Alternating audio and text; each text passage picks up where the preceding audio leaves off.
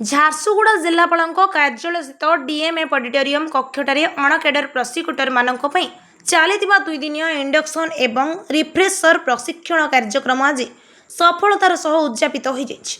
ପ୍ରଶିକ୍ଷଣ ଶିବିରର ଉଦ୍ଯାପନୀ ଉତ୍ସବରେ ମୁଖ୍ୟ ଅତିଥି ଭାବେ ଜିଲ୍ଲା ଓ ଦୌରାଜଜ ଶ୍ରୀ ପ୍ରଶାନ୍ତ କୁମାର ନାୟକ, ଅତିରିକ୍ତ ଜିଲ୍ଲାପାଳ ଶ୍ରୀ ବ୍ରଜବନ୍ଧୁ ଭୋଇ, ଓଡ଼ିଶା ସରକାରଙ୍କ ପ୍ରସିକ୍ୟୁସନ ନିର୍ଦ୍ଦେଶକ ଶ୍ରୀ ଦୀପ୍ତି ରଞ୍ଜନ କାନୁନଗୋ ଆଭାସୀ ମାଧ୍ୟମରେ ଭୁବନେଶ୍ୱରରୁ ଯୋଗଦେଇ ପ୍ରତିଭାଗୀମାନଙ୍କୁ ଉତ୍ସାହିତ କରିବା ସହ ନ୍ୟାୟିକ ବ୍ୟବସ୍ଥାରେ ସ୍ୱଚ୍ଛତା ରକ୍ଷା କରିବାକୁ ପରାମର୍ଶ ଦେଇଥିଲେ।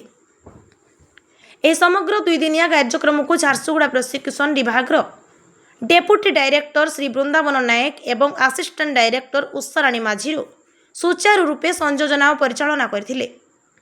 ଅତିରିକ୍ତ ଜିଲ୍ଲାପାଳ ଶ୍ରୀ ବ୍ରଜବନ୍ଧୁ ଭୋଇ ମୁଖ୍ୟ ଅତିଥି ଭାବେ ଯୋଗଦେଇ ପ୍ରଶିକ୍ଷଣର ଗୁରୁତ୍ୱ ଉପରେ ଆଲୋକପାତ କରିଥିଲେ। ସେ କହିଥିଲେ ଯେ ଆଇନର ସଠିକ୍ କାର୍ଯ୍ୟକାରିତା ପାଇଁ ପ୍ରସିକ୍ୟୁଟରମାନେ ନୂତନ ନିୟମାବଳୀ ସହ ପରିଚିତ ହେବା ଏକାନ୍ତ ଆବଶ୍ୟକ। ଏହି ଅବସରରେ ଅତିରିକ୍ତ ଜିଲ୍ଲାପାଳ ପ୍ରଶିକ୍ଷାର୍ଥୀ ପ୍ରସିକ୍ୟୁଟରମାନଙ୍କ ନୂତନ ଅପରାଧିକ ଆଇନ ପୁସ୍ତିକା ବଣ୍ଟନ କରିଥିଲେ। ପ୍ରଶିକ୍ଷଣ ଦ୍ୱିତୀୟ ଦିବସରେ କାର୍ଯ୍ୟସୂଚୀ ଅନୁଯାୟୀ ଆଡଭୋକେଟ୍ ଶ୍ରୀ ରଞ୍ଜନ କୁମାର ସାହୁ ଜଣେ ସମ୍ବଳ ବ୍ୟକ୍ତି ଭାବେ ଯୋଗଦେଇ କୋର୍ଟ ରୁମ୍ ଆଡଭୋକେଟ୍ସି କୌଶଳ ଓ ନୂତନ ଅପରାଧିକ ଆଇନ ବ୍ୟବସ୍ଥାରେ ବିଚାର ପରିଚାଳନା ଉପରେ ଗୁରୁତ୍ୱପୂର୍ଣ୍ଣ ପ୍ରଶିକ୍ଷଣ ପ୍ରଦାନ କରିଥିଲେ। ଏଥିସହ ଭାରତୀୟ ନାଗରିକ ସୁରକ୍ଷା ସଂହିତା 2023 ଅଧୀନରେ ପ୍ରସିକ୍ୟୁଟରମାନଙ୍କ ଭୂମିକା ଉପରେ ସିଭିଲ ଜଜ୍ ଶ୍ରୀମତୀ ଡକ୍ଟର ସନ୍ଧ୍ୟା ରଥ ପ୍ରଶିକ୍ଷଣ ପ୍ରଦାନ କରିଥିଲେ।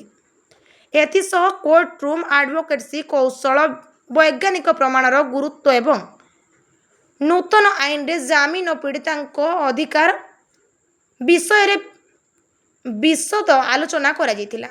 ବିଶେଷ କରି ସମ୍ବଲପୁର DFSLର ଅଧିକାରୀ ବିଷୟ ଲକ୍ଷ୍ମୀ ତିର୍କୀ ଏବଂ ପୂର୍ବତନ ଡେପୁଟି ଡାଇରେକ୍ଟର ରାଜକୁମାର ଅଗ୍ରୱାଲ ପ୍ରମୁଖ ଯୋଗ ଦେଇଥିଲେ। ଶେଷରେ ପ୍ରତିଭାଗୀମାନଙ୍କ ମଧ୍ୟରେ ଏକ ଆଲୋଚନା ଚକ୍ର ଅନୁଷ୍ଠିତ ହୋଇ ସେମାନଙ୍କର ପ୍ରଶ୍ନର ଉତ୍ତର ଦିଆଯାଇଥିଲା।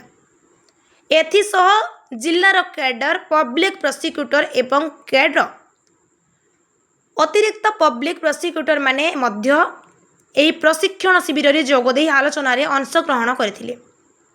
ଏହି ଶିବିର ଦ୍ୱାରା ଝାରସୁଗୁଡ଼ା ଜିଲ୍ଲାର ଅଣକ୍ୟାଡର ପ୍ରସିକ୍ୟୁଟରମାନଙ୍କ କାର୍ଯ୍ୟଦକ୍ଷତା ବୃଦ୍ଧି ପାଇବା ସହ ନ୍ୟାୟିକ ପ୍ରକ୍ରିୟା ତ୍ୱରାନ୍ୱିତ ହେବ ବୋଲି ଆଶା କରାଯାଉଛି। ଝାରସୁଗୁଡ଼ାରୁ ଘନଶ୍ୟାମ ପଡ଼ିହାରୀଙ୍କ ରିପୋର୍ଟ, ଓଡ଼ିଆ ଭାସ୍କର।